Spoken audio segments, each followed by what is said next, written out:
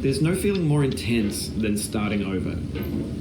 If you deleted your homework the day before it was due, as I have, or if you left your wallet at home and you have to go back after spending an hour in the commute. If you won some money at the casino and then put all your winnings on red but it came up black. If you got your best shirt dry cleaned before a wedding and then immediately dropped food on it. If you won an argument with a friend and then later discovered that they just returned to their original view. Starting over is harder than starting up. If you're not ready for that, like if you've already had a bad day, then what you're about to go through might be too much. Feel free to go away and come back. I'll be here.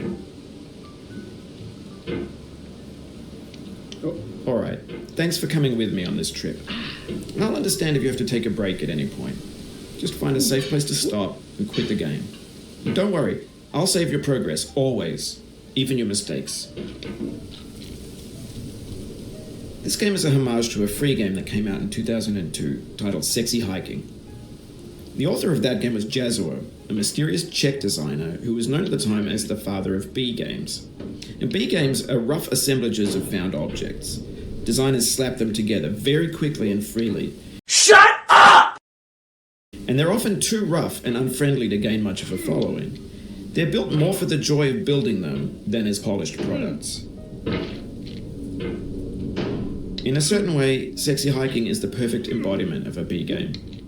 It's built almost entirely out of found and recycled parts, and it's one of the most unusual and unfriendly games of its time. In it, your task is simply to drag yourself up a mountain with a hammer. And that act of climbing, in the digital world or in real life, has certain essential properties that give the game its flavor. No amount of forward progress is guaranteed. Some cliffs are too sheer or too slippery. And the player is constantly, unremittingly in danger of falling and losing everything. Anyway, when you start Sexy Hiking, you're standing next to this dead tree that blocks the way to the entire rest of the game. It might take you an hour to get over that tree, and a lot of people never got past it. You prod and you poke at it, exploring the limits of your reach and your strength, trying to find a way up and over. And there's a sense of truth in that lack of compromise. Most obstacles in video game worlds are fake. You can be completely confident in your ability to get through them once you have the correct method or the correct equipment or just by spending enough time. In that sense, every pixelated obstacle in Sexy Hiking is real. The obstacles in Sexy Hiking are unyielding, and that makes the game uniquely frustrating. But I'm not sure Jazuo intended to make a frustrating game. The frustration is just essential to the act of climbing, and it's authentic to the process of building a game about climbing. A funny thing happened to me as I was building this mountain. I'd have an idea for a new obstacle, and I'd build it, test it, and it would usually turn out to be unreasonably hard. But I couldn't bring myself to make it easier. It already felt like my inability to get past a new obstacle was my fault, as a player rather than as a builder. Imaginary mountains build themselves from our efforts to climb them, and it's our repeated attempts to reach the summit that turns those mountains into something real.